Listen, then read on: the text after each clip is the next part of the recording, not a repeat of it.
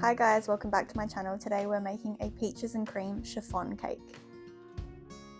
The ingredients you'll need are eggs that are separated into the yolks and whites, self-raising flour, corn flour, water, brown sugar, white sugar, canola oil and vanilla bean paste. Quantities for the recipe are in the description box below. We're going to begin by combining the corn flour with the self-raising flour. Now using 3 egg yolks, we're going to combine our brown sugar and mix those together till they're light and fluffy. Once I'm happy with those, we're going to add in the vanilla bean paste. We're now going to add in canola oil to our sugar and egg yolk mixture.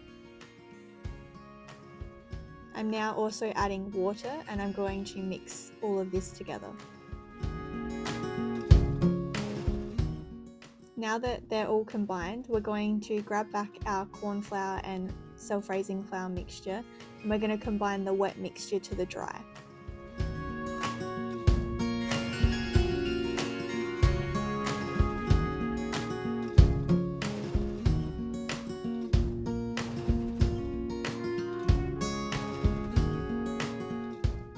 We are going to whisk this mixture until it forms a smooth batter. Once you're happy with the smooth batter, we're going to put that aside and we're going to start whisking our egg whites. Into our large KitchenAid mixing bowl, we're going to add egg whites and sugar. We're now going to whisk this on our stand mixer until it reaches stiff peaks.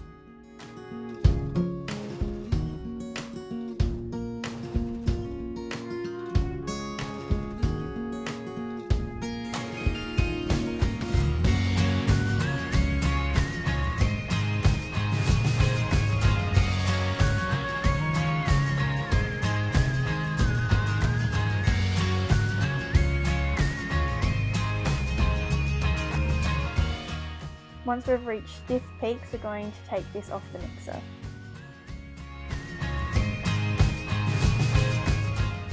Here we have our egg yolk mixture and our egg white mixture. Here we're going to temper the egg yolk mixture by beating in a small amount of the egg yolk mixture. You don't have to be gentle in this stage because you're tempering the batter to ensure that when you are mixing it through the egg whites later, you are deflating the egg whites quite as much.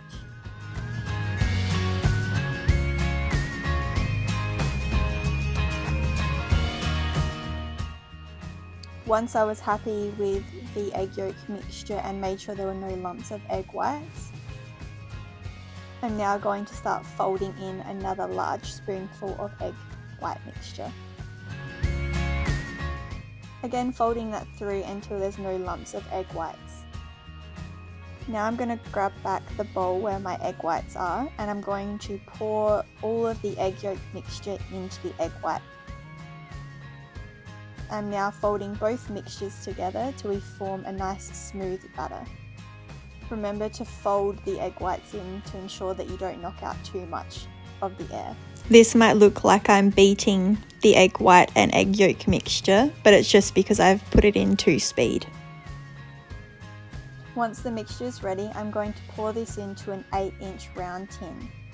As you can see, this tin isn't lined or greased in any way, and that's to ensure that the batter can creep up the sides and cling onto the tin while it's baking, so when you do take it out of the oven, it doesn't deflate. Once we've added the batter to the tin, we're just going to spread it out so it's got a nice flat base, and then we're going to pop it into the oven at 180 degrees for 40 to 45 minutes. Once this cake comes out of the oven, you need to invert the cake so that it cools upside down. How I do this is by placing a sheet of baking paper on a cooling rack and place the cake upside down on top. Once the cake is completely cool, you can place the cake the right way up and remove the baking paper on top. Don't panic if a portion of the cake comes off with the baking paper. I'm now going to trim the cake using a serrated knife so that it comes away cleanly from the edge of the tin.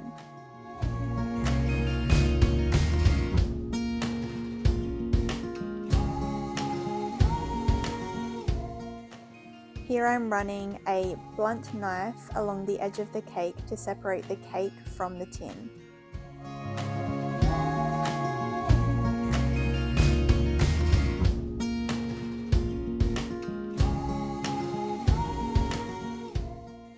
Once we've done that, I'm going to add a sheet of baking paper to my turntable and I'm going to turn the cake out.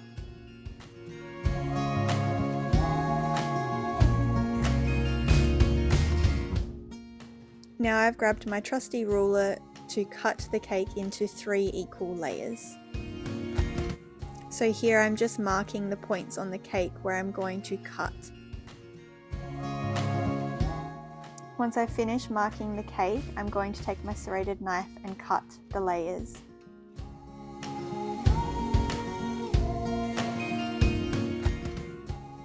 Once I've finished cutting the cake, I should have 3 equal layers of sponge.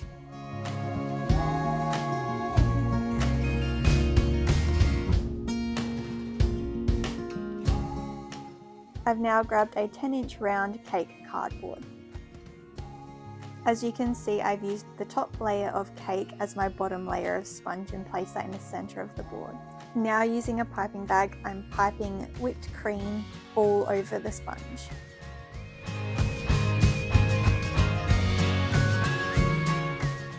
Once I've piped the amount of whipped cream I'm happy with, I'm going to layer in peach compote.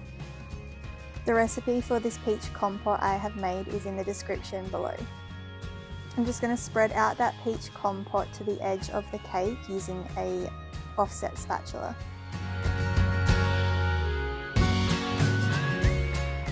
Once I'm happy with the peach layer, I'm going to lay my second layer of sponge on top and press down slightly. And we're going to repeat the process again.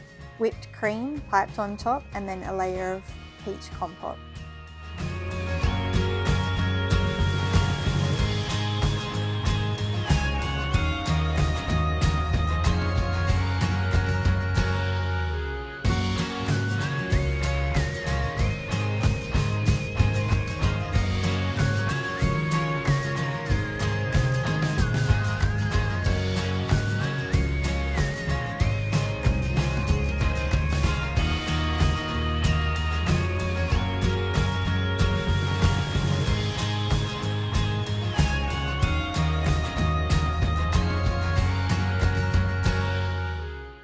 Placing the final sponge on top, we're just going to press down to ensure that the cake is even and level.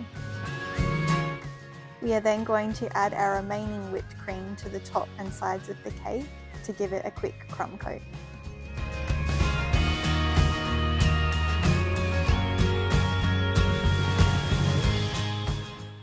This doesn't need to be perfect, it just needs to cover the cake. Once I'm happy, I am starting to clean up the board with some paper towel.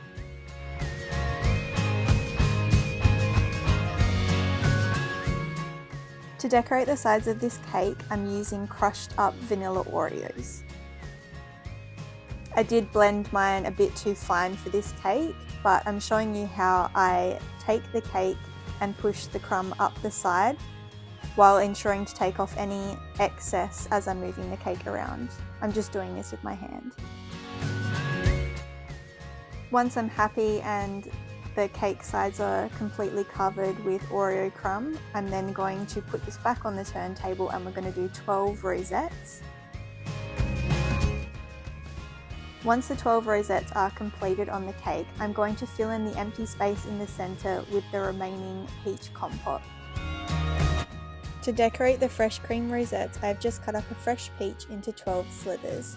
These peaches were actually homegrown from my garden.